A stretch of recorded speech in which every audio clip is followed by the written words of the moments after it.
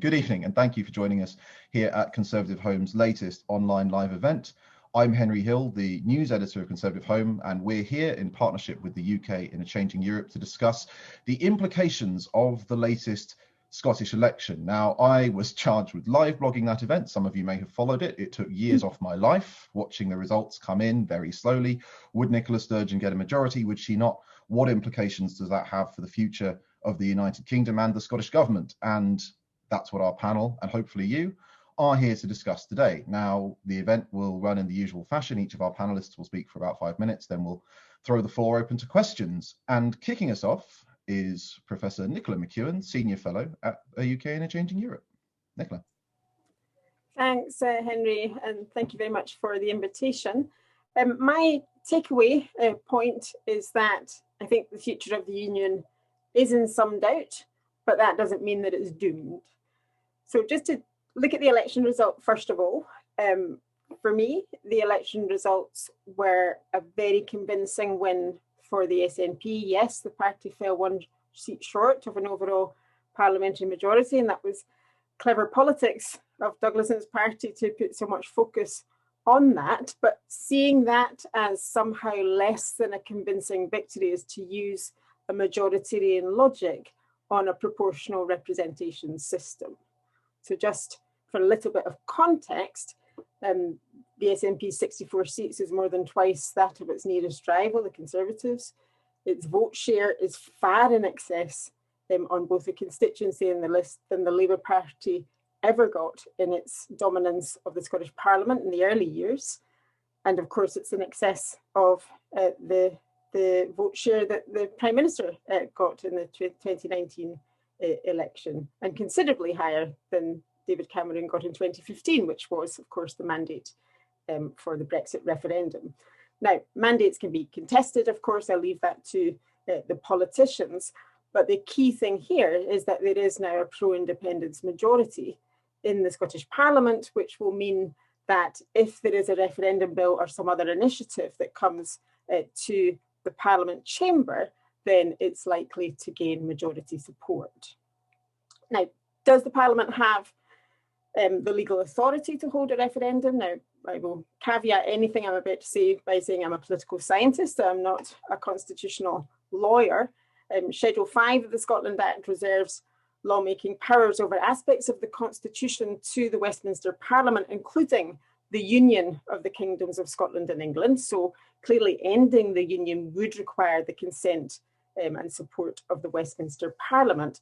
But it doesn't make any mention of a referendum. And I was on a panel recently with Adam Tompkins, who is a constitutional lawyer, and his view was very much that relying on the legal point would be extraordinarily high risk, because a court may take a different judgment on the intent, the purpose and effect of any referendum legislation. There is, in my view, no prospect of an illegal or a wildcat referendum, as some have suggested. I think there is broad recognition that the legitimacy of the process would rest on it being lawful. Is there a right for Scotland to secede? Ambiguous. There is a right within the UK for Northern Ireland to leave the United Kingdom. There's no constitutional barrier to Scotland seceding in the way that there is in the Spanish case, for example, for Catalonia, the Basque Country. Michael Gove recently acknowledged that the UK was different in that respect. So the question then is, if an election victory doesn't provide a mandate to determine the issue, what is the democratic path to that particular decision? Finally, if there is an independence referendum, what's the prospect that it leads to a yes vote? Now, it's been clear for some time that Scotland is split down the middle on the independence issue. We know that from the polls, and the voting behaviour in the election seemed to reflect that. So clearly we're not in a position, as we were with devolution with the Scottish Parliament in that particular campaign. We cannot say that independence is the settled will of the Scottish people. It was the phrase used by the late John Smith. But equally, it's clear that staying in the Union is not also the settled will of the people of Scotland. For me, Brexit, the whole Brexit process, has strengthened the political case for independence, but it's also made it a lot more complex, not least the prospect of a trade border between Scotland and England and all that that might entail if Scotland were to rejoin the European Union.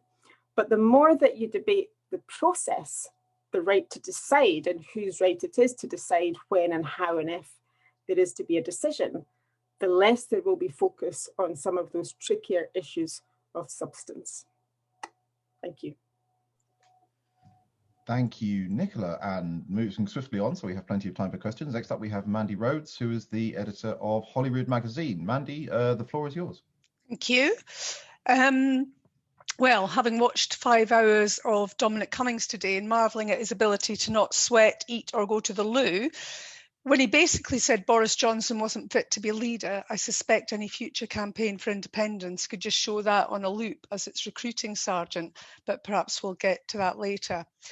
On the election, I think my main takeaway is it was a very strange election, not least because of the restrictions that were placed upon us because of the COVID pandemic, but also one in which we all knew the SNP would win. The only question was by how much.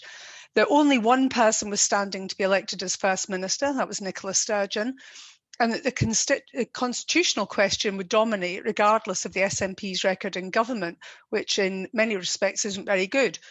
Despite that, we had all the usual fevered speculation in the build-up. It was described as the most historic election since devolution by none other than Sir John Curtis, with the UK commentators and also our homegrown ones talking up the prospect of an outright majority for the SNP, when in fact it has to be remembered that Parliament is not designed to have that.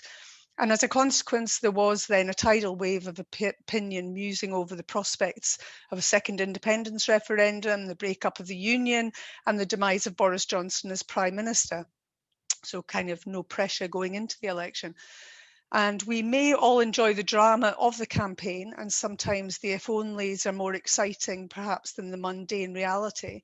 But after it all, a few weeks in, for me, Scotland sits in its usual state of restlessness rather than on some accelerated trajectory towards Indie Ref 2.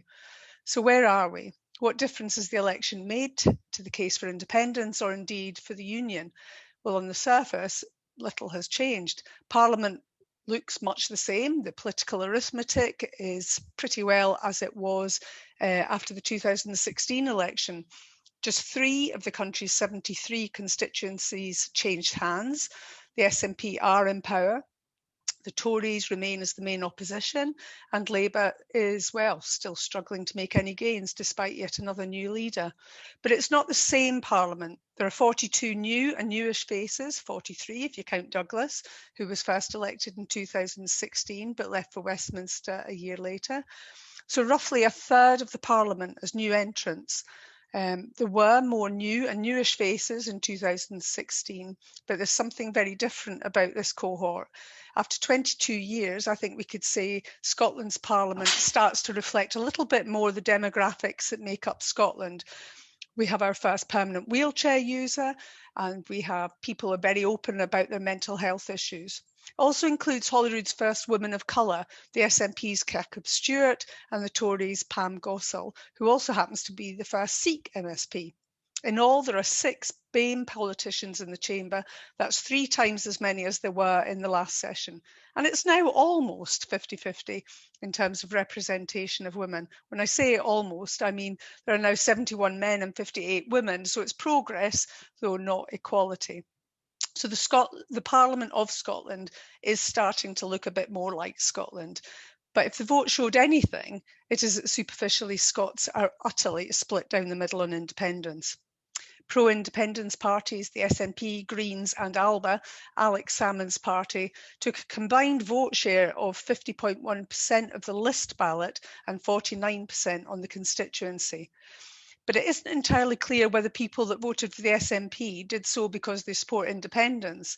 And indeed, in polling and focus group work conducted by Lord Ashcroft in the week running up to the election, we saw a decline in support for independence with a margin of 51 to 49 against.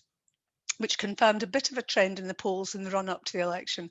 Indeed, the more Nicola talked about independence in the campaign, the more support seemed to decline. But the work by Lord Ashcroft also showed that the SNP and Nicola Sturgeon benefited from an incumbency effect owing to the pandemic, and she is seen to have handled things very well, particularly in contrast to Boris Johnson, and is sometimes grudgingly rated by non-SNP supporters. But regardless of the reasons, after 14 years in government, it's an astonishing situation to have the SNP returned yet again to government. And although the SNP did not win the much anticipated majority, just one seat short, it's undeniable that there's also a pro-independence majority in the Parliament. The SNP and Greens take up 72 seats, while the pro-UK parties are on 57, although with the new presiding officer elected from the Greens, that pro-Indy majority slips by one. And today we heard that the SNP and the Greens are having talks about some kind of more formal relationship, perhaps not a coalition, but a relationship of some more formality could make it easier for Nicola Sturgeon to get her bills, including a referendum bill, through. So despite all of the above, Nicola Sturgeon did say in her victory speech that it was clear Scotland had voted for independence.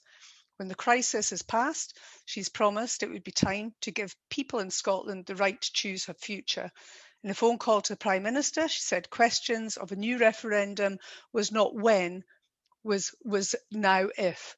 And she has come out of this election undoubtedly in a position of strength. That's quite something, given that less than 2 months ago, there was a real possibility she could have been forced out of office following the inquiries into how her government handled the salmon harassment complaints. Her position is now arguably the most secure it's ever been, which then begs the question for independence supporters who see her as being perhaps a little too cautious of what is the point of the SNP being in power if the dial on support for independence doesn't shift and a referendum is not forthcoming. And I guess that's where I'll stop, because presumably we'll start to talk about the campaign towards that referendum and also the legalities of that. Thank you, Mandy. Now, moving on, we have Douglas Ross, the leader of the Scottish Conservatives. We'll go straight to Douglas and then we will throw the floor open to questions. So over to you, Douglas.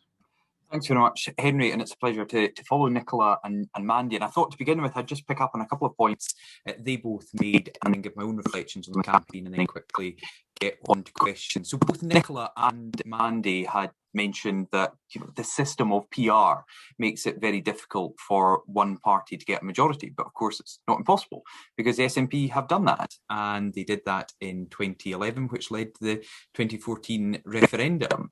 So on both occasions since then, when Nicola Sturgeon has been leader of the SNP and First Minister of Scotland going into those elections, it was possible and she failed to deliver that. And I think, while you cannot doubt that the 64 seats that the SNP gained, as Mandy says, after 14 years in power, is a significant achievement. It was falling short of an outright majority, which we know is possible under the system of election here in Scotland.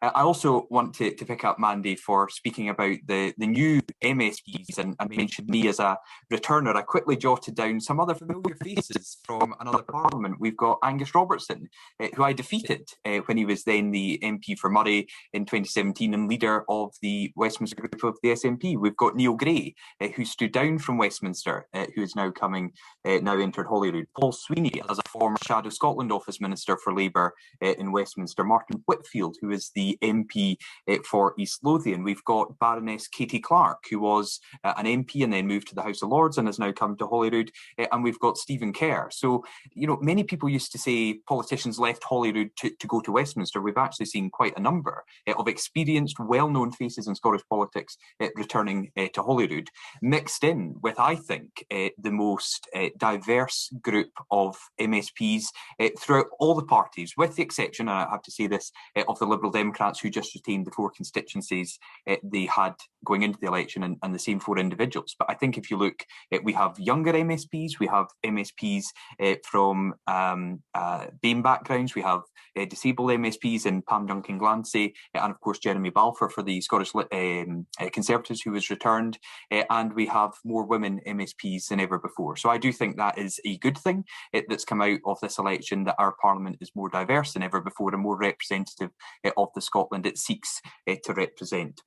A couple of other things. Mandy mentioned the incumbency that Nicola Sturgeon benefited from, and I agree. She has been on, BBC television with the daily briefings, giving out public health messages, but also sometimes answering questions on political matters all day every day for more than a year. And we have seen incumbency, I think, benefited the Conservatives in England with the Hartlepool by-election and the local government election results. It benefited Welsh Labour with Mark Drakeford getting 30 seats in the Senate. And I think if it had benefited the SNP in the same way here in Scotland, Nicola Sturgeon would have expected to get an outright majority. She was 2 seats short going into the election, and she came out of the election 1 seat short. So just a 1-seat gain for the SNP. And we also heard about there's now a pro-independence majority in the Scottish Parliament, but of course there was a pro-independence majority from 2016 going into the 2021 election, and that did not deliver another independence referendum. Just very quickly, Henry, because I know we want to get to questions. The Scottish Conservative campaign was widely criticised by some of the readers on ConservativeHome and commentators, but we did deliver our best ever result in a Scottish Parliament election. We maintained 31 MSPs. We added over 100,000 votes in the election, and we have continued to be the main opposition party in Holyrood. And you have to look at a Scottish Labour Party, which for the first 2 Scottish Parliaments formed the government as the main party. They then lost that position to the SNP by just 1 seat in 2007. They remained out of power, but in opposition in 2011, and then in 2016 and in 2021 they were returned as the 3rd largest party rather than the main opposition in Holyrood. So major challenge ahead for all parties, but I think significantly for the Scottish Labour Party. So I'm sure we'll discuss more about the campaign, the results and what next, but I had a clear aim in this election campaign, which was to stop a second independence referendum by stopping a SNP majority. We achieved that by delivering the best ever result for the Scottish Conservatives. Thank you. Thank you, Douglas. And now we move on to questions. Just a quick note of housekeeping. Please, if you're thinking of having a question, please do suggest them, but try, if you have lots of questions, to think about which ones you'd really like to ask and just ask those rather than filling the question bar with lots of questions from the same person, because it just makes it a bit harder for me to navigate.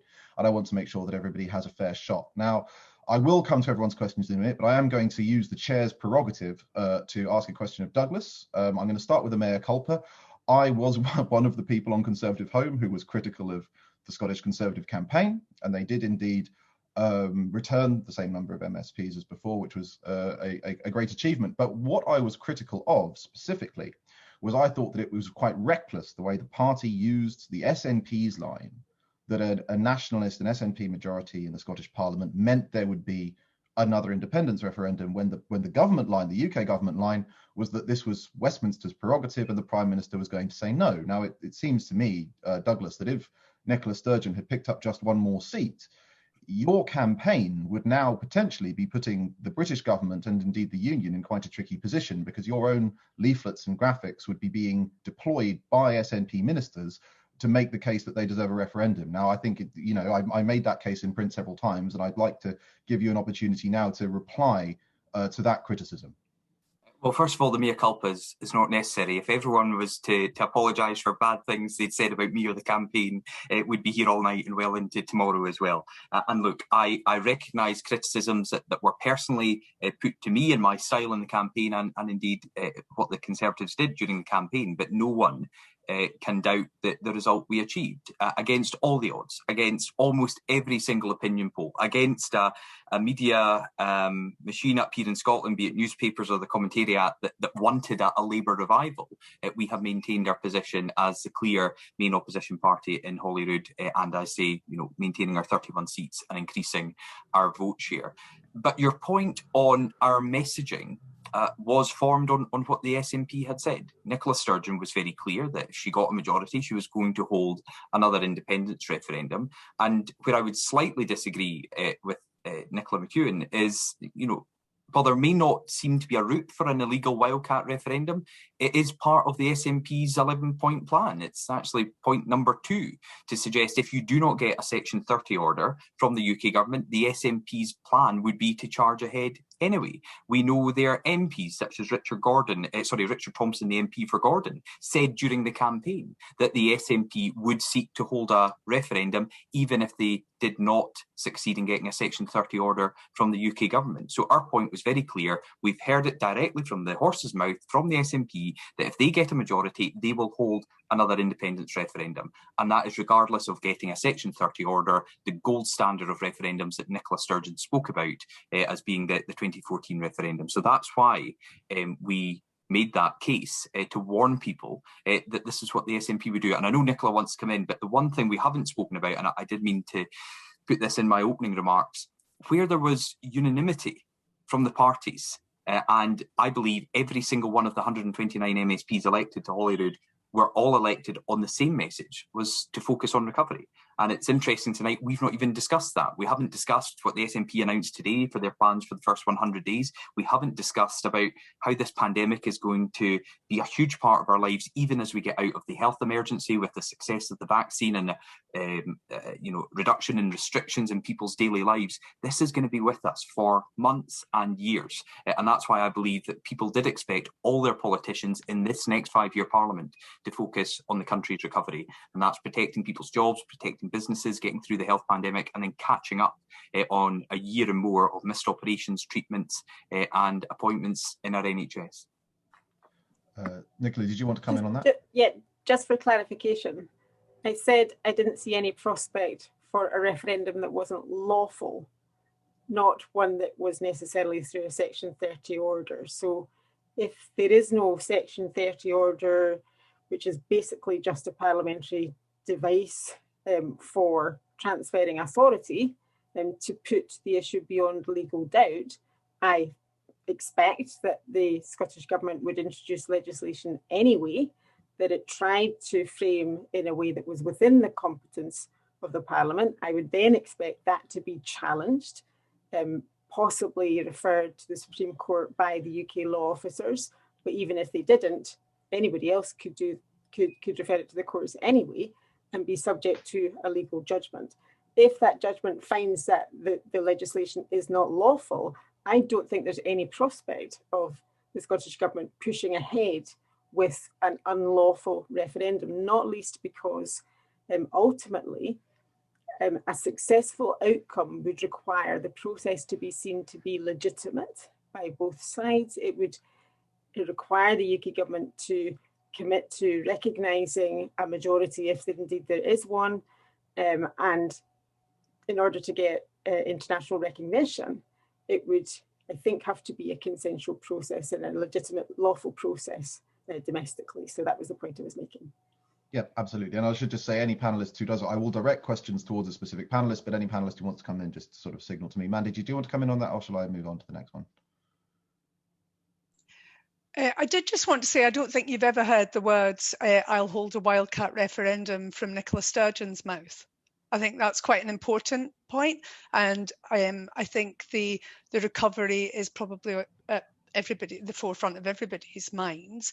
But clearly a referendum is still what you're going to get from, or the request for a pro-referendum, a referendum you are going to get from a pro-independence parliament. And there's a majority for that within the parliament. But I would absolutely refuse to believe that Nicola Sturgeon would go down an illegal route.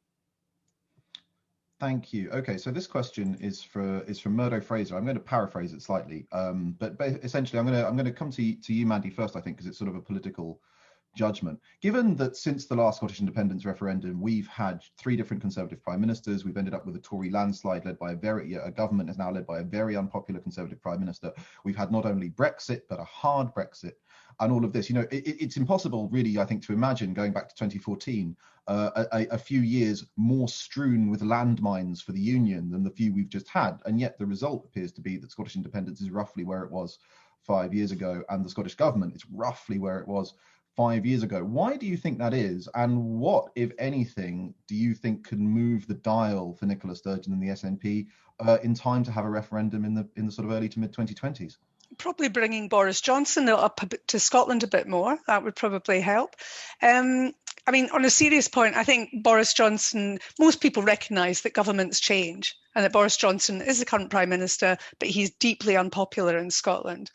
I think that's probably why Douglas didn't have him in Scotland during the campaign. Perhaps he can answer that.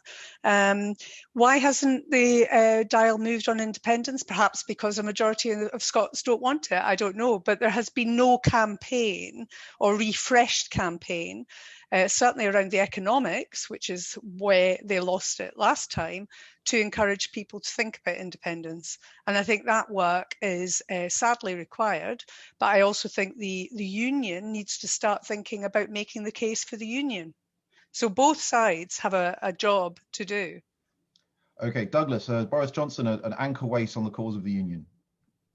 Well, I have answered the question about the Prime Minister not coming up during the campaign several times from Mandy's colleagues to say he was not on the ballot paper. It was a Scottish Conservative campaign led by me, our team, and our candidates were on the ballot paper. But on the question from Murdo Fraser, and I think it was paraphrased, some of the language you used in there from one of my colleagues here in Holyrood, is interesting because, you know, I think a neutral observer would look to think all of the cards were stacked in the favour of an SNP majority after what the country's been through, how Nicola Sturgeon tried to make it about Brexit, about Boris Johnson. And I absolutely agree with Mandy, what she said earlier, that the more Nicola made it about independence and a second independence referendum, the less support there was for the SNP. So it's clear from the fact that the SNP started to stop putting it on their leaflets and to make it more, you know, the final leaflet from the SNP in this election campaign was a picture of the podium that Nicola Sturgeon delivered her daily briefings from. It was nothing about a second independence referendum. It was nothing about independence in general. And I would also say, you know, we have to look at the last televised leaders debate where Nicola Sturgeon was asked very clearly, what would you say to someone who might want to support the SNP or support Nicola Sturgeon but does not support independence? And she said, vote for her, vote for the SNP. So we absolutely also cannot take for granted that everyone who voted SNP just a couple of weeks ago supports another independence referendum. And I think the final point I would say on that is there is no doubt that not just the economic case, but serious questions that stopped people supporting independence in 2014 remain now. We briefly touched on the border during the election because of the comments of one SNP MSP who's now been returned.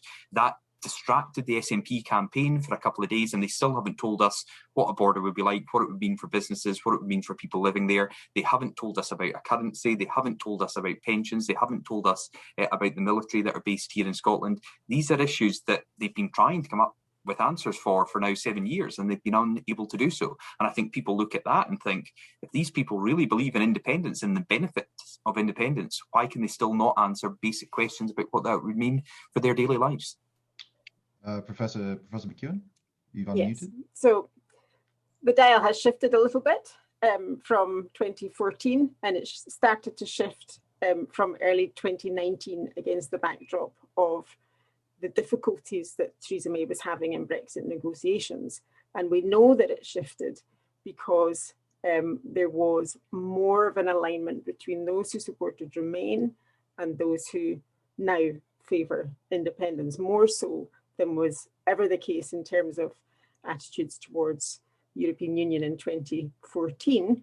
We also know, I have the ghost of John Curtis behind me here, we also know that there is now much more, not perfect alignment, of course, but much stronger correlation between those who vote for the SNP and those who favour independence than we have ever had in previous elections. So I just wanted to put those points of clarification on the table. Okay, Mandy, you've unmuted as well. Yeah, I was just going to make the point, I guess, to Douglas that neither has the union shifted the dial.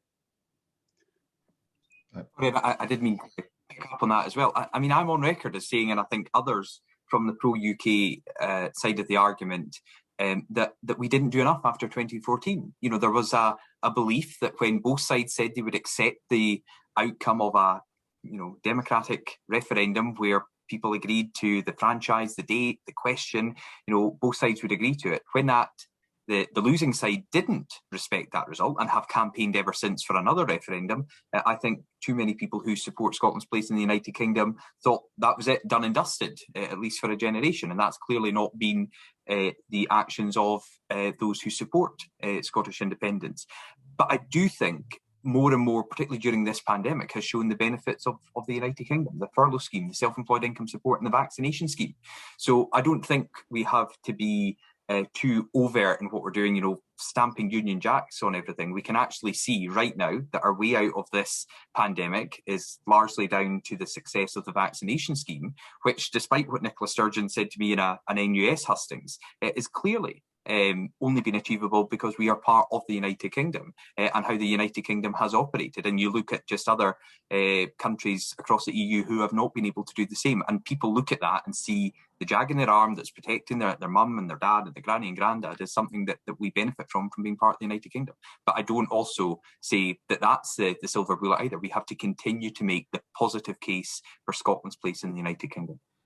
Right, so speaking of the United Kingdom moving the dial, I'm going to bring in two questions, which I think are basically two sides of the same coin. And I'm going to come to Professor McEwen first, because they touch on sort of constitutional questions. Sorry if my camera wobbles a bit. I've basically got a choice between having a perfectly stable laptop and one that's at eye level, and I chose eye level, great as my chin is. Right, so the first question is from Titus Alexander, and he asks, what additional powers should Scotland have over its own affairs, such as agriculture, fishing, trade agreements, immigration, welfare and borrowing? And what is the possibility that the UK government will grant Scotland more power in UK decision-making? On the other side of the coin, we have a question from Bruce Luffman, who says, presumably in the spirit of the UK Internal Market Act, is there an intention by Westminster to fund more directly and bypass or limit Holyrood's Barnett formula in the future to stop the SNP's use of the monies as if it is new monies from Holyrood? Now, basically, I think this sums up the tension in the government's own approach to the constitution, where on the one hand, there is a quite well-established tendency that, we need to, the government needs to do more to accommodate sort of nationalist sentiment and devolve even more. And on the other hand, there's this new school of thought that's really embodied by UKIMA, which is that actually Westminster needs to be more assertive. Now, which is the correct approach? Over to you first, Professor McEwen. On the devolution settlement, I think David Cameron used to talk about it being one of the most powerful parliaments in the world, and my response to that was always, well, it depends on what you mean by power. And it's true that if you put the Scottish Parliament in an international context, in terms of the number of powers over which it has control and can make laws, that is now very extensive. Yes, there's scope to revisit that if there is demand to do so. Employment law, borrowing powers, immigration, these are the obvious sort of domestic sphere areas where there might be scope to do that. I don't see the political will there to do that at the moment. Where the Scottish Parliament doesn't stand up, where the Scottish devolution arrangements don't stand up against other federal systems, for example, for use the F word, is in the weakness of what we call shared rule. So the weakness of, and it's what the second question was getting at, the ability of the devolved governments to shape and influence those UK decisions that impact on devolution, trade agreements, for example, external relations, mostly international agreements, competition policy, that kind of thing. And so we're really weak on that internationally, and I don't see many prospects of that changing. Simply, it's not because it can't, but because the political will isn't there to do that. And in fact, we've seen the opposite approach. And I think on the Internal Market Act, do not underestimate the significance of that for trust in the system, it has the possibility of undermining the authority of the devolved institutions. You only need to listen to Mark Drakeford to see that that's not a pro-independence point to make. It's not just those who favour independence that see that. There is a concern about the impact of that approach on the devolved settlement. Spending powers, I don't see it as being an alternative to the existing funding arrangements, but it is quite clear that it's intended to bypass the Barnett system. And I don't know, maybe Douglas talked about flags and things, maybe it's to try to make the UK government more visible in Scotland and in Wales. There are other ways to do that without spending in devolved areas. And I think if it's intended to buy loyalty, it's probably not going to be terribly effective in that sense. Douglas. Since Professor McEwen corrected me earlier, if I can just correct the point I was making, I was saying it's not about putting flags on everything. That's the point I was making, just to be absolutely clear. So first of all, on the Internal Market Act, I come at this from the point of view as someone who's a strong supporter of city and region growth deals. That's when our two governments work together. They work with communities to agree in projects that they both invest in respective areas, some reserved, some devolved, and then go ahead, put the money in and deliver them. And actually why I'm so supportive of them is the feedback from people. They realise that Scotland, because of devolution, has two governments, we're represented in two parliaments, and they want the two governments to work together. And I don't think people really worry where the money comes from if they can see infrastructure investment in their area. So if the Internal Market Act leads to more direct funding from the UK government to councils, for example, delivering more powers to our local authorities to make improvements in their area, then I think generally just people out with the political bubble are grateful and welcome the spending in their area, rather than if it's coming directly from the UK government or from the UK government to the Scottish government to the local government to deliver a project. You also started off just speaking about additional powers for agriculture and fishing were the points made from the questioner. I mean, let's remember we have significant powers over agriculture here in Scotland, which is why the Scottish government can and promise to outline their own policy plans for Scotland and rural Scotland and Scottish agriculture out with the European Union, but we're still waiting. So when you have the powers to do things and you say you will do it, then actually sectors expect you to deliver. And rural Scotland is still waiting to hear what the Scottish government's plans are for a payment system, for a support system for Scottish agriculture. And just finally, on further powers for Holyrood. We have had successive Scotland Acts that have each one increased the powers coming to the Scottish Parliament, but we know that some of those powers have been returned. For example, social security. The SNP called for more powers, and when they were delivered to Holyrood, they found it was very difficult and complex to start up systems and returned them to Westminster to oversee the management of those powers until they were ready. And in fact, an area where I agreed with the First Minister today in her statement, she said, let's use the powers that we have in this Parliament to their full effect now. And if we do that, if we use the powers we have here in Scotland over education, we can get our international standards back up, the OECD rankings and other rankings. We can invest in the NHS. We can see an improvement in broadband rollout here in Scotland. We can see more powers going to councils across Scotland to deliver them locally. There are an awful lot of things we could do right now, and particularly over the next 5 years, to improve the lives of individuals, families and communities right across Scotland with the powers the Scottish Parliament has. And I think that's what people expect us to do in this Parliament. Mandy, was that you wanting to come in, or? Well, I didn't have much more to add, but other than to say, I think the argument about giving the Parliament more powers to, if you want to stop independence, isn't necessarily the right cause. I think we're way beyond that now. And I think, we have another major intervention from Gordon Brown on the F word, as Nicola puts it, federalism. And people still don't understand what it's about. And I think we're way beyond that. I think it remains about the union or independence. And when it comes to powers and additional powers, and Scotland being Holyrood being the most powerful parliament in the world, it's about the combination of powers and how they can butt up against each other sometimes and be counterproductive. And when it comes to some powers that then are clumsily applied, perhaps in Scotland, like the scenes we saw in Glasgow the other week around immigration, those are the kind of things that don't probably ingratiate the Westminster government to Scots that might favour independence.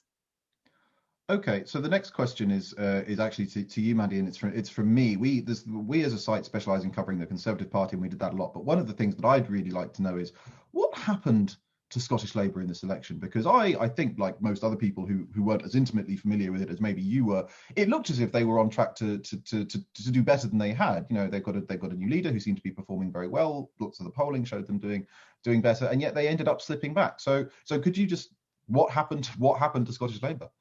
Well, it didn't happen in this election. It's many decades that we need to talk about, and I think that's the big problem. Labour still struggles to find its place in this new devolved nation, I suppose.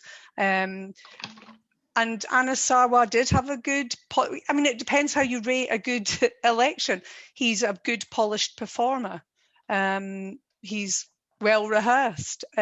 Comes over well. People like that moderate perception, but it didn't cut through. I think the question for many people was still, what was the point of Labour? What does Labour stand for in today's Scotland?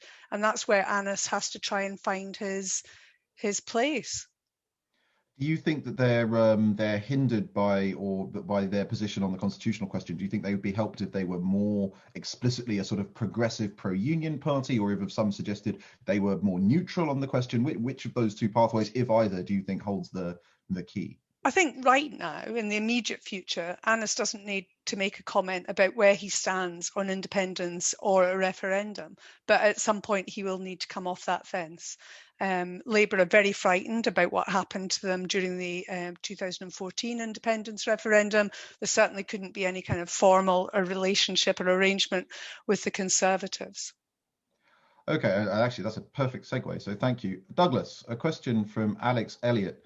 How far would the Scottish Conservatives cooperate with other unionist parties to achieve pro-union majorities, i.e. would you consider coalitions or electoral alliances? Now, I know that you did actually support the prospect of a coalition during the election, but so I want to ask you more specifically, what do you think the value would be, if any, of having maybe even seat-by-seat electoral alliances? This was touted by some minor parties during the campaign. I actually had it put to me in the aftermath of the results, when we still didn't have a complete picture, by some Scottish Conservatives, that it might be worth standing down in places like East Lothian to try and put Labour over the top. Do you think that's a good strategy, or do you think that would be counterproductive? So let's go through a few things in that question. First of all, you bore the brunt of quite a lot of that particular smaller party when you tried to explain that the voting system for Holyrood didn't suit a new party trying to come in, which wasn't standing in the constituency, was standing on the list, and actually their only voter base they were going to attract was coming from the other pro-UK parties, and it wasn't going to harm Nicola Sturgeon or the SNP or the pro-independence candidates. And I think we saw from the result that they got 1 or 2% in most of the list that message was very clear and very much on social media, and you thought, wow, this is, there's a lot going on here, but actually it had no cut through out with that social media bubble. Before I come on to your question, I also want to just pick up on the point you made to Mandy. I mean, this was the worst ever result for Scottish Labour since devolution. And I said during the campaign, at every election, the Scottish Labour Party had lost seats in elections to Holyrood since 1999, and they lost a further 2. It was their worst ever result. And I think that largely comes down to a very poor campaign. And Anas Sarwar maybe came across well. He wanted to be liked. He wanted people to like him personally. But that was not the right campaign for this election, because we knew people were so very split on the question of the Constitution, and they wanted to know, do we support a party or the main party that supports another independence referendum, or do we support the main party or the best party to stop that? And that's where I think, while some people can criticise me and our message, it got through to people in the way that the Labour Party's message did not. And we shouldn't forget, although it's easy to do now that they're no longer recognised as a political party in Holyrood, that the Liberal Democrats also tried to do the same. Willie Rennie led in many of the debates on really important issues such as mental health. Yet he didn't want to really touch on the constitution question, and they went from 5 MSPs to 4. This is, again, a party that for the first 2 parliaments from 1999, for the first 2 Scottish executives, the Liberal Democrats formed part of the coalition. Anyway, that wasn't your question to me, so I will quickly come to it. I made that offer during the election, right at the very beginning, for pro-UK parties to work together. There was a spirit of better together that I thought we could repeat in this election to show people that we were serious about stopping an SNP majority. This was particularly, in the hours and days after Alex Salmond coming onto the scene with the Alba Party to say they were trying to game the system to max out the number of pro-independent supporting MSPs.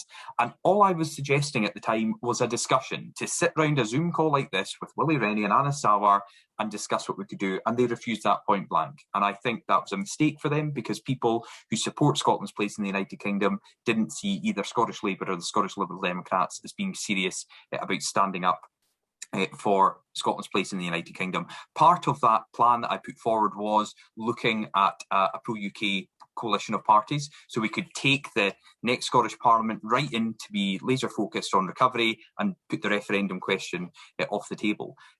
But finally, I think we do have to look at what happened in this election. One of the seats we were all looking out for, well, if we look at the first day, and Nicola was doing, great work in the television, and you were crunching the numbers, Henry, as was Mandy. We're all thinking, what was going to happen in Dumbarton. The 109 majority for Jackie Baillie going into this seat. And what happened? The Conservative vote collapsed because Conservative voters backed Jackie Baillie and the Labour Party to stop the SNP. What happened in Aberdeenshire West? The following day, the Liberal Democrat vote collapsed because the Liberal Democrat supporters backed Alexander Burnett as the Scottish Conservative candidate, the best placed candidate to stop the SNP. So I believe in this election, more than any before for Holyrood, we saw more tactical voting. And in certain seats, it had the desired effect for stopping the SNP. In other seats, such as East Lothian, it didn't, but there was still a significant, I think the SNP majority there is about 3,000. So it wasn't actually in election terms that close in the end of the day. But my belief is that there was more tactical voting, and that could continue going forward. So I'm going to take that as a no, you don't believe the Scottish Conservatives should stand down candidates in given seats, which was the question. What I was saying was, it wasn't necessary in this election that actually voters decided when all the parties couldn't agree what to do. The voters decided for themselves. They decided in Dumbarton. They decided in Aberdeenshire West. I think, if my memory serves me right, there was about 3,000 Labour votes in Banffshire and Buchan Coast, where the SNP majority is now down to just over 700. So there is an opportunity next time for Labour voters in that seat to say, actually, I'm going to vote Conservative this time to stop an SNP MSP being elected. And I think we will see more of that. But Professor McEwen might be about to tell me I'm totally wrong and I shouldn't enter our area of expertise. Actually, I was about to agree with you in the sense that there was definitely evidence of tactical voting in marginal constituencies that was particularly evident in some of the coastal seats in the northeast, but also in seats where the SNP candidate was not, the incumbent was a brand new candidate as well. So that might have had an impact that wouldn't necessarily work in your favour in that sense in subsequent elections. But on the point about the Labour Party, I think Douglas probably would know that it would be electoral suicide for the Labour Party to embrace, in a sense, a formal sort of coalition or alliance in that sense with the Conservative Party. It's already squeezed on the constitutional issue from the Conservatives. It's squeezed on social and economic issues from the SNP, and it has been struggling to find a space actually since it left office in 2007. So I don't really see any formal prospect of that, but I agree with Douglas that actually we did see those patterns taking place amongst voters anyway, in at least some of the all of the marginal constituencies, and in some cases it led to a change. Andy. Yeah, I was just going to come in to pick up on the point of tactical voting. I think a lot of voters didn't quite appreciate that they were tactical voting, but they were.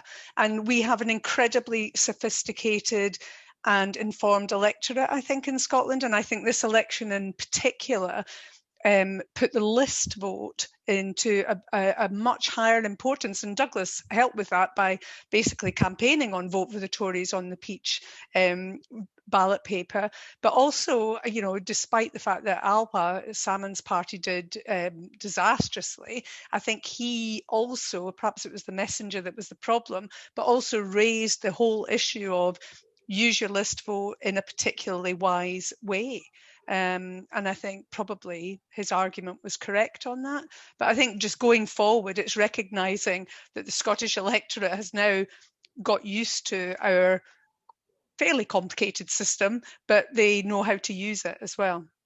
Okay, Douglas, so you've unmuted. So yeah, I was just quickly going to agree with Mandy and to take her comments about the Alba Party and giving people more information about changing your vote from the constituency to the list, I believe really helped the Green Party, because actually pro-independent supporters suddenly thought, well, Alex Salmon's telling us we can do this. We maybe don't like him or we don't understand this new party, but actually there's more opportunities to vote Green. And I actually think they, to begin with, were the ones most worried about Alba, that probably at the end of the election benefited most from that message. Okay, now this is one to Nicola and Mandy. I think we'll maybe go to Nicola first. But so this says, do the current political dynamics encourage Scottish parties to overpromise to voters on issues of tax and spending, thinking about incentives for parties with little scope of holding power on the one hand, and on the other, those that do have a prospect of holding power want major constitutional change? If promises are then unmet, does that then widen divisions in Scotland, and what can be done to try and mitigate this dynamic? Professor McEwen, if I could come to you first. I'm not sure I fully understand the question. So the question they're asking basically is, does the current political dynamic in Scotland lead to parties over-promising, having strong structural incentives to over-promise? Because on the one hand, most of the parties aren't going to hold office, and on the other, the party that is likely to hold office wants grand change that it insists can't be delivered inside the system, and so it has a different but nonetheless incentive to overpromise. Do you think that's a problem? I suppose would be a perfectly fair question. And if you do, what do you think can be done about it?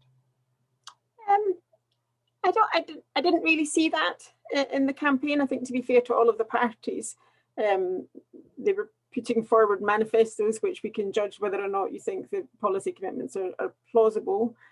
But that wasn't a dynamic that struck me. One thing that did strike me, which was very different from 2016. So in the 2016 election, it was the first election where the Scottish Parliament had significant tax powers through the ability to set rates and thresholds on income tax. And in that campaign, it was almost like a sort of taxation and tax and spend and where you stand ideologically on these issues was quite a dominant feature of the campaign and the debates between the parties. Mandy might remember that. And we didn't hear much of that at all in this election, partly because of COVID, partly because of the dominance of the independence issue and constitutional polarisation that we've seen since then, but also the SNP, surprisingly in some senses to me, committed to not making any changes on its tax rates, I think was the commitment. So that may have muted those sorts of debates as well. Okay, I think there was, maybe it was the IFS, but I'm sure someone can correct me, who at least one independent observer said that they thought that there was this sort of problem with most of the Scottish manifestos. But Mandy, do you agree with Nicola? Do you think that this wasn't really a problem? Yeah, I agree with Nicola. I think it was actually, as you said, I thought, yeah, I hadn't really thought about it. I mean, clearly the SNP were promising things, to school pupils like new uniforms, new bikes, new laptops. Douglas's party was the only one that offered a tax cut, I think I'm right in saying, and the Greens wanted to bring in a new tax for millionaires. But in fact, it was absent really in this campaign, I think. Okay, fair enough. So this one is to, let me just choose because we've not got long left. This one's from Alistair Orr, and I'm going to direct it to Douglas, but anyone else can feel free to come in. Doesn't the case for the United Kingdom need to be made across the whole United Kingdom and not just in Scotland? Do unionist parties need to do more to build a coherent, and I'm going to paraphrase and expand a bit because there are a few questions on this theme. So Alistair's is the main one. Do unionist parties need to do more to expand their argument and, if you like, kind of build a British case for the United Kingdom rather than siloing it and making a Scottish case and a Welsh case? Douglas, what do you think? Yes, absolutely. And one of my first speeches as leader of the Scottish Conservatives was about the case for Scottish independence at the time being made more effectively in London and Westminster than it was in Holyrood, because, I have this, and it goes back to an earlier question, not just Conservative governments, but Labour governments since 1999 as well have had this devolve and forget attitude. And I think that plays into the SNP's hands. And also, we know every time, whether it's in the House of Commons or just generally in the news, the SNP will try to jump on anything they see as being anti-Scottish, as to say, well, that's why we need independence. So yes, absolutely. I think we need to make the case strongly here in Scotland for the benefit of Scotland remaining part of the United Kingdom, but strongly in the rest of the United Kingdom for Scotland remaining. What we benefit as a family of four nations working together during a pandemic, our collective might as a United Kingdom in good times and in bad. And I do think that case has not been made as strongly as it could in other parts of the UK, and it definitely needs to be done. Okay, and so this question is a follow-up. It's again, Alistair speaking for a lot of questioners, so I'm going to sort of compile it and ask it. Do unionist parties need to broaden their case in Holyrood beyond economics? And if they do, how do they do it? What are the other arguments that unionists can make to sell the union to Scotland that isn't just based on the usual arguments about fiscal transfers and trade volumes and so on? And I'm going to start with Douglas, and then I'm going to go down the panel, please, because I think this is something that everyone can make a contribution on. Well, it does absolutely have to be expanded. I obviously don't want another independence referendum, but if there was ever to be one, it couldn't just be Project Fear Mark II, simply saying, the economic case for Scottish independence doesn't stack up. That's a big argument. It's a realistic point that many people, independent of political parties, put forward and is a concern, but that cannot be the only reason to remain part of this union. And just one example of a way we can move on from just that argument is something I said the day after the election results on the Sunday, and it's something for my party, but I think for Scottish politics more generally. We can't just be framed as the party pro-independence or the party pro-UK. We have to be the parties of what we'll do, going back to the question about powers here in Scotland right now. And actually, if you take away the arguments about independence or remaining part of the United Kingdom, there's an awful lot we could be doing right now in the Holyrood chamber, just across the road from where I am right now, with 129 MSPs focusing on all of the issues that we did try to debate during the campaign, but got no cut through because people were just asking about a second independence referendum, what would independence be like, rather than actually focusing on education. It's been devolved in Scotland here since 1999. What has changed significantly for young people over the period of devolution? I don't think my wee boy, who's 2 and a bit at the moment, would have a better education here in Scotland than I got 30 odd years ago. I'm not sure. There's many areas. There's been key bills that have made a huge difference to people's lives, but people actually look at what have 21 years of all these powers being in Scotland delivered. Well, a lot of it has not been delivered because the constitutional argument dominates our thinking, our discussion, and our deliberations in Holyrood. It's Mandy. Briefly, because we're coming to the end of our session, what more would you like to see from pro-UK politicians to sell the Union and the United Kingdom to sceptical Scottish voters? Other than the economic arguments. Yes. I mean, do you know, actually, it's something that Tony Blair talked to me about when I interviewed him about 20 years on from devolution. And I kept pushing him and saying, yes, but what? What would you do? And he said, we just made a mistake not bringing the UK more together, talking about our shared interests. And eventually it got down to football. And I just think that perhaps isn't the right thing. But Douglas might think differently. Okay, and Professor McEwen. It's not for me to make the case for or against the union or for or against independence, but one of the things I would say is that I think the risk, in a sense, for unionist parties, and particularly for the UK government, is that Douglas mentioned devolve and forget.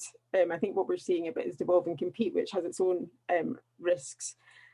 But the more that the UK government wants to be visible in Scotland and show what it can provide and show what it can give, and with cash or whatever, the more that risks actually alienating people elsewhere in the United Kingdom, particularly within England, where there is already a sense that maybe Scotland it gets enough already.